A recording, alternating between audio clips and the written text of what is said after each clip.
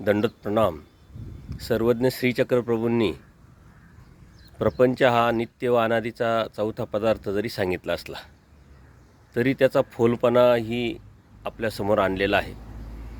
ज्याप्रमाणे झोपलेल्या मनुष्याला स्वप्नांचं महत्त्व असतं, मात्र तो एकदा उठला की त्या स्वप्नांना कोणत्या प्रकारचं महत्त्व नसतं, त्याचप्रमाणे अज्ञानी व्यक्तीला, अज्ञानी जीवाला या प्रपंचाचं खूप महत्त्व असतं.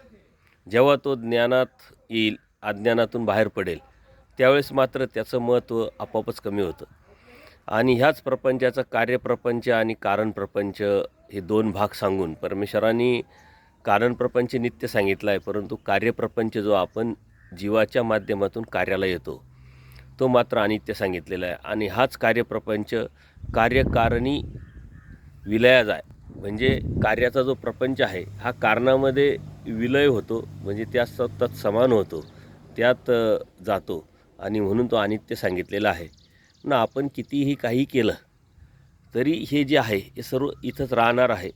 जितकं गरजेचं आहे, जितकं कर्तव्य म्हणून करायचं आहे तेवढं नक्की करावं, परंतु आपली कर्तव्य काय, आपली गरज काय हे ओळखून त्यातून बाहेर पडून परमेश्वराला अनन्यभावे शरण जाऊन परमेश्वराची ओळख करून आपल्या जीवाचं हित कशात आहे हे समजून घेऊन परमेश्वराची भक्ती करावी, हेच सर्वज्ञ श्रीचक्रप्रभूंनी आपल्याला सांगितलेलं आहे.